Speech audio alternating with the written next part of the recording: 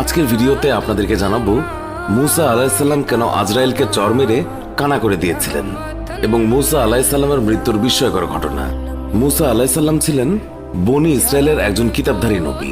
তার জীবনে অনেক বিস্ময়কর ঘটনা ঘটে।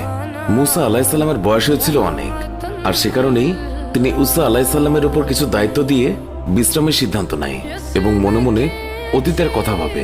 এমন সময় মালাকুল মউত এসে হাজির হয়। মুসা আলাইহিসসালাম আজরাইল ফেরেশতাকে দেখে জিজ্ঞাসা করলেন, আপনি কি আমার জান কবজ করতে এসেছেন? আজরাইল বললেন, হ্যাঁ, আল্লাহ হুকুম করেছে এবং আপনার সময় শেষ হয়ে এসেছে। হযরত মুসা তখন জিজ্ঞাসা করলেন, আপনি কি মুখ দিয়ে আমার জান বের করবেন? আজরাইল বললেন, হ্যাঁ। তখন তিনি বললেন, এই মুখ দিয়ে আমি স্বয়ং আল্লাহর সঙ্গে কথা বলেছি। তখন আজরাইল বললেন, তাহলে চোখ দিয়ে জান বের করব।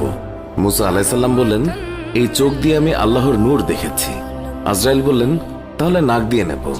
মুসা আলাইহিসসালাম বললেন, আমি নাক দিয়ে বেহেশতের সুঘ্রাণ নিয়েছি।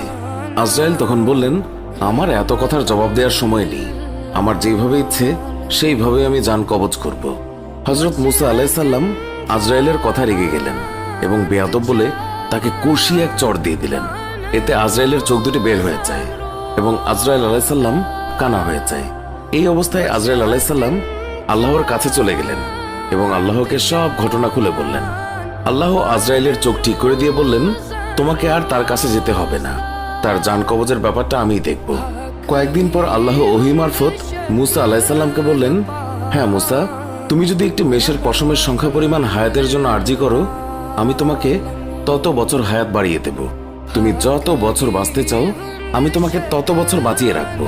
হযরত মুসা আলাইহিসসালাম এই কথা শুনে আল্লাহকে জিজ্ঞাসা করলেন, তারপরে কি আমাকে মৃত্যুবরণ করতে হবে?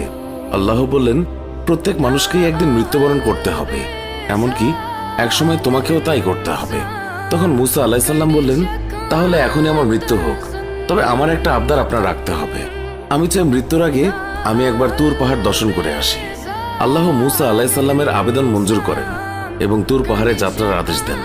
মুসা আলাইহিসসালাম বিলম্ব না করে তুর পাহাড়ে গেলেন এবং আল্লাহর নূরের দর্শন লাভ করেন।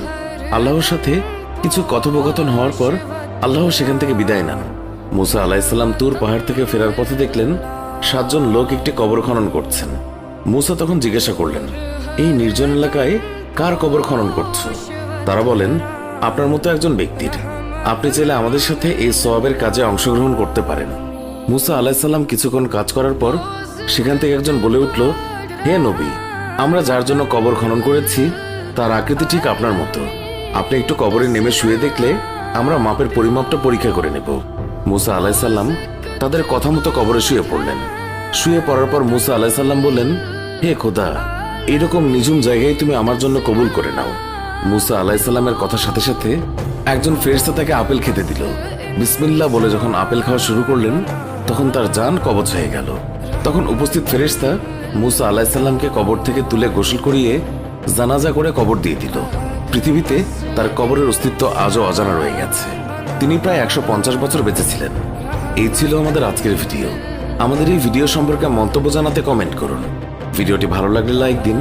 আমাদের অন্য ভিডিও